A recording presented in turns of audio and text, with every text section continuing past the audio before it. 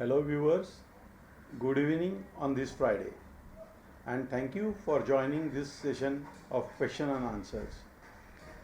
So let's begin by taking the first question. The first question is coming from Ram Malya from Belgaum.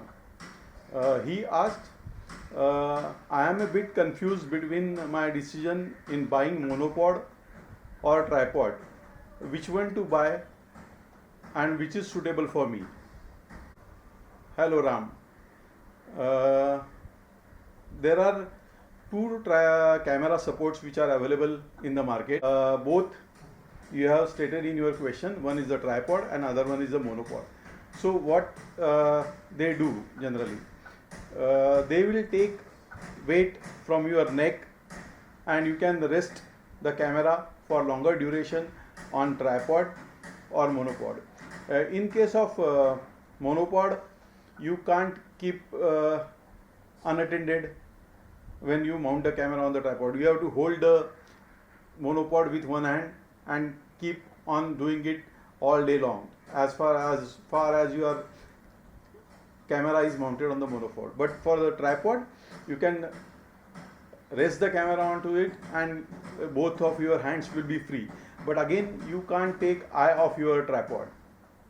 Now look at the mobility of part of it. The thing is, tripod is the most stable out of the two. So on the ground, the contacts are made at three different points.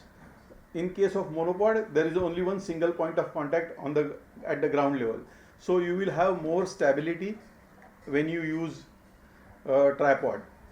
The next thing is, for the longer exposures, if you want to shoot waterfall or a night sky or star trails, you can't mount the camera on the monopod. There you have to use a tripod. The decision of buying tripod or monopod will also be based on your lenses, what you are having in your arsenal. Both are excellent when they used correctly. There is nothing for or against a particular monopod or the tripod.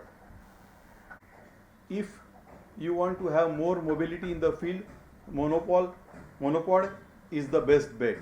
With monopod, you are not stuck at a particular one point or one location, and you can support the weight of the big lens with the hand and hold the camera by mounting it on the monopod, and it will give a good amount of protection against the camera shake while you are shooting with the longer lenses.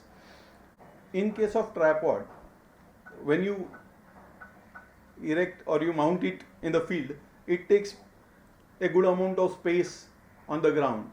So the footprint on the ground is larger, and there are some monuments and some buildings in this country where you can't mount the camera on the tripod in front of them. But if you want to shoot more of the landscapes, definitely tripod will be the best bet for you. But to make life easier, nowadays there are combination of these two are available. So you can take out one leg of a tripod, and with the help of the addition of the center column, you can convert the tripod into monopod. But again, from converting tripod to monopod and monopod again back to tripod, it takes time. So it is really what I can say, it is a workaround kind of an arrangement where you can buy a single tripod and use it as a monopod whenever required, and then convert it back to tripod on the location based on the situation where you want to shoot. The second question of the day is coming from Abhijit Sahani from Saharanpur. He writes, during one of my shoot, my SD card failed and the camera started showing card error. I have already shot some important images onto the card, and now I want to retrieve it So what is the best option? Well, Abhijit, my sympathies are with you. It is really a tragic incident when you lose such an important data from your card. Uh, for retrieving, there are few steps. The first and most important thing is, as soon as the card gets corrupt, you don't have to format it inside the camera or from the computer. You don't have to rewrite the images onto it if it is getting detected in some other cameras. I will advise you don't have to use that card in another camera. Keep the card as it is, safe.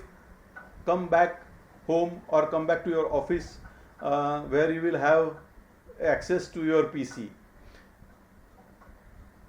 Apart from PC, you need a good quality card reader to retrieve these images.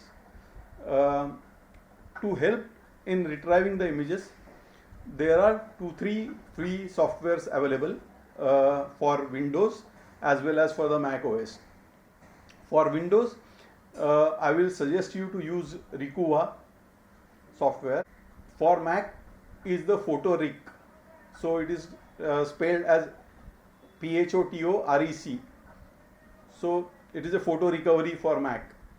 When you connect the card reader to the computer and insert the card inside the camera, the corrupted card might not be getting detected in under the normal circumstances. But without opening any other software, if you start the recovery process by using the one of these two softwares, in the user interface of the software, you will see the removable drive specified to your card location, where in the card reader, in the particular card slot where you have inserted the card.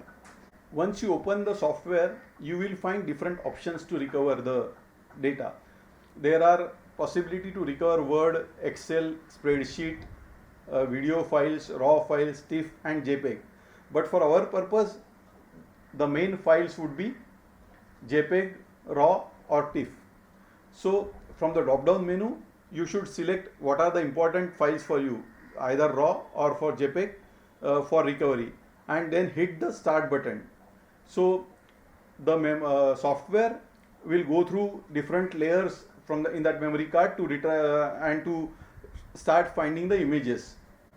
Based on the retrieved health of the retrieved file, the particular files will be showing different colors: red, green and yellow. So green files you can easily retrieve. For the yellow, you need to go for the second run of scanning with the help of the software. Red are slightly difficult to get it back onto the computer. The next option would be, if you are bought a Lexar or SanDisk card, particularly high-end card, the companies will try to bundle the recovery software along with this higher capacity and higher end cards. So the best option, if it is a SanDisk or Lexar card, use their proprietary software, go through the process which is from the drop down menu, which is available in the graphic user interface of that particular software, and retrieve the images.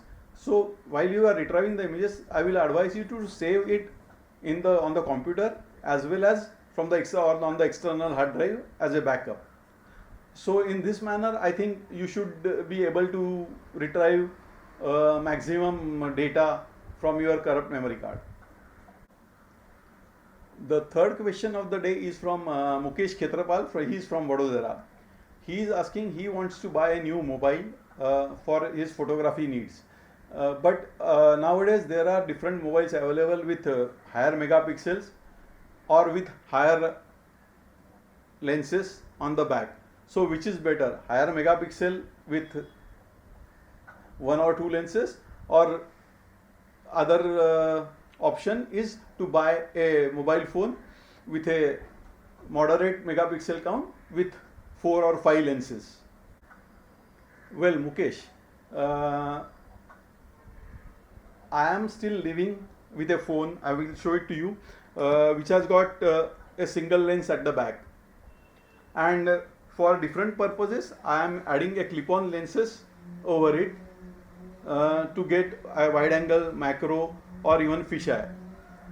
So what it means to me and to you also, if you buy a single lens kind of a mobile camera, the thing is, in case of different lenses available on the new generation of mobile devices, the sensor are different and each under each lens, and the resolution for the wide angle, normal, and telephoto will vary based on the sensor which is under the lens.